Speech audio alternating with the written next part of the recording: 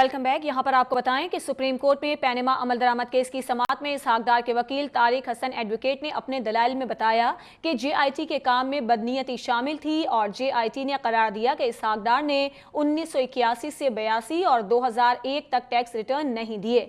2008 से 2009 तक असासों में इजाफे के इल्जाम भी लगाए गए हैं, जबकि जेआईटी को बरवक्त तमाम रिकॉर्ड फराहम कर दिया था।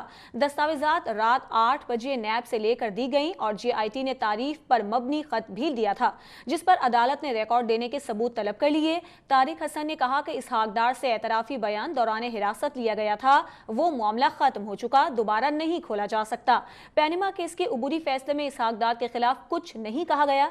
इसहाक डार का सारे केस से कोई ताल्लुक नहीं है। इस मौके पर जस्टिस एजाजुल एहसन ने रिमार्क्स दिए कि अगर मामला मुनसिफाना ट्रायल की जानिब गया तो आपको पूरा मौका मिलेगा। ट्रायल में अपना मौकिफ आप दुरुस्त साबित कर सकते हैं। इस मौके पर जस्टिस अजमत सईद ने कहा कि इसहाक डार मुलजिम थे और मुबैना तौर पर एतराफी बयान दिया। मुबैना एतराफी बयान की बुनियाद पर इसहाक डार को मुआफी मिली। इसहाक डार बाद में मुबैना एतराफी बयान से मुनहरिफ हो गए। अगर एतराफी बयान को तस्लीम नहीं करते तो मुआफी भी खत्म हो जाती है। क्या जब मुआफी खत्म होगी तो मामला दोबारा बहाल नहीं होगा? क्या हम आंखें बंद कर लें?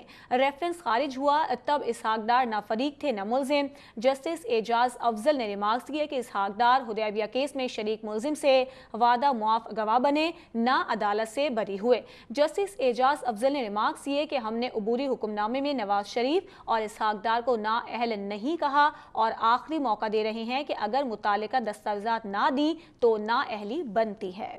अहम खबर आपको दे रहे हैं। सुप्रीम कोर्ट में पैनामा अमल दरामद केस की समाअत में इसहाक डार के वकील तारिक हसन एडवोकेट ने अपने दलाइल में बताया है कि जेआईटी के काम में बदनीयती शामिल थी। जेआईटी ने करार दिया कि इसहाक डार ने 1981 से 82 और 2001 तक टैक्स रिटर्न नहीं दिए हैं।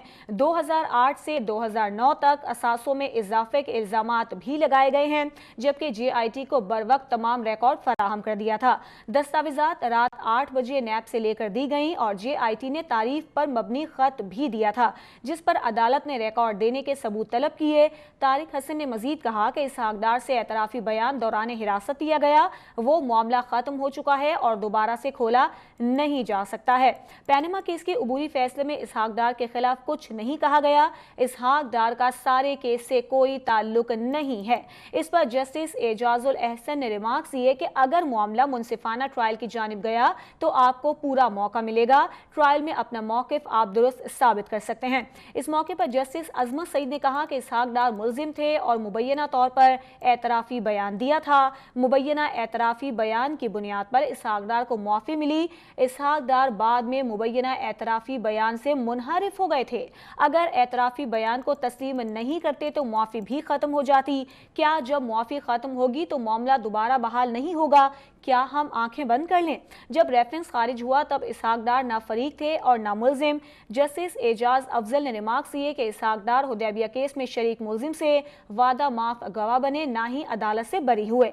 जस्टिस एजाज अफजल ने रिमार्क्स दिए कि हमने उबूरी हुक्मनामे में नवाज शरीफ और इसहाक डार को ना अहल नहीं किया, आखिरी मौका दे रहे हैं। अगर मुतालिका दस्तावेजात ना दी तो ना अहली बनती है।